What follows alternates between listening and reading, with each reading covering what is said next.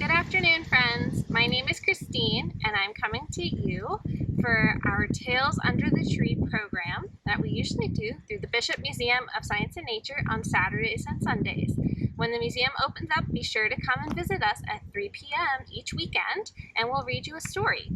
But for today, we're going to be reading it outside, and I hope you all enjoy this story as much as I do. We're going to be reading The Salamander Room. It is written by Anne Mazer and illustrated by Steve Johnson and Lou Fancher. Let's begin.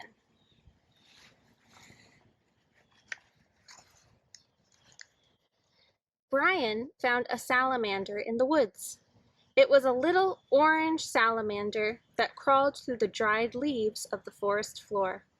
The salamander was warm and cozy in the boy's hand. "Come live with me," Brian said.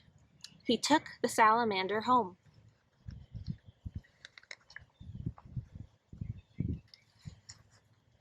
"Where will he sleep?" his mother said.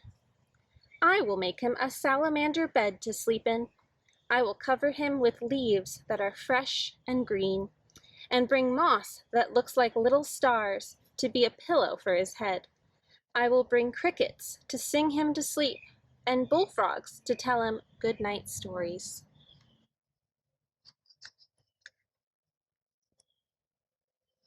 "And when he wakes up, where will he play?" "I will carpet my room with shiny wet leaves and water them so he can slide around and play.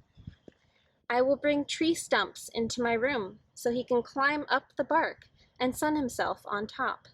And I will bring boulders that he can creep over."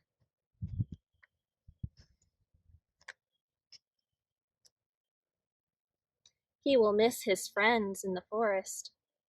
I will bring salamander friends to play with him.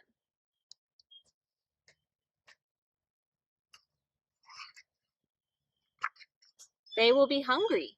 How will you feed them? I will bring insects to live in my room. And every day I will catch some and feed the salamanders. And I will make little pools of water on top of the boulders so they can drink whenever they are thirsty.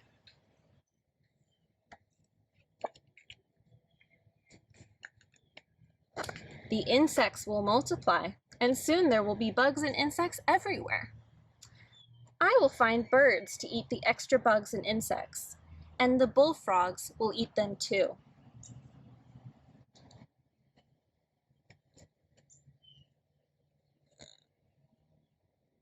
Where will the birds and bullfrogs live?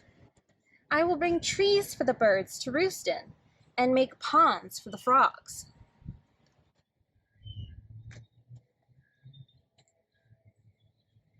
Birds need to fly. We can lift off the ceiling.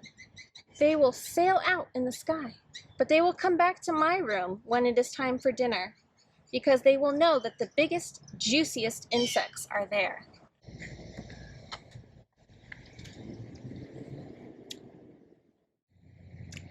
But the trees, how will they grow?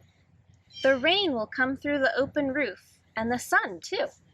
And vines will creep up the walls of my room, and ferns will grow under my bed. There will be big white mushrooms and moss like little stars growing around the tree stumps that the salamanders climb on.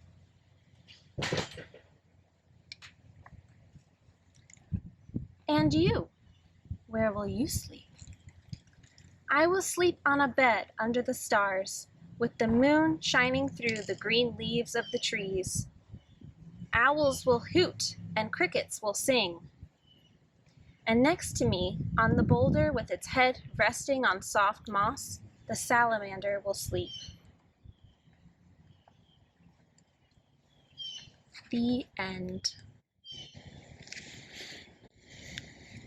So friends, the moral of the story is, if you bring a salamander home, it has a lot of things that it needs.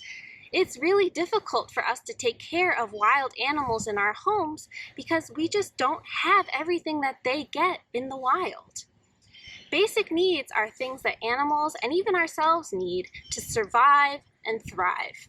So if we think about it, for us, it's things like food and sleep and shelter and also water. For a salamander, it's the same things, but your bedroom doesn't provide it the shelter it needs. And the food you eat for breakfast, lunch, and dinner are different than the food that the salamander needs to eat for its meals each day. So I hope you enjoyed this story, and I encourage you to go out and look up some wild animals that you are really interested in and try to figure out what their basic needs look like. What habitats do they live in? What sorts of things do they eat? And it's really fun to learn all about the cool animals that live here in Florida and in other places in the world.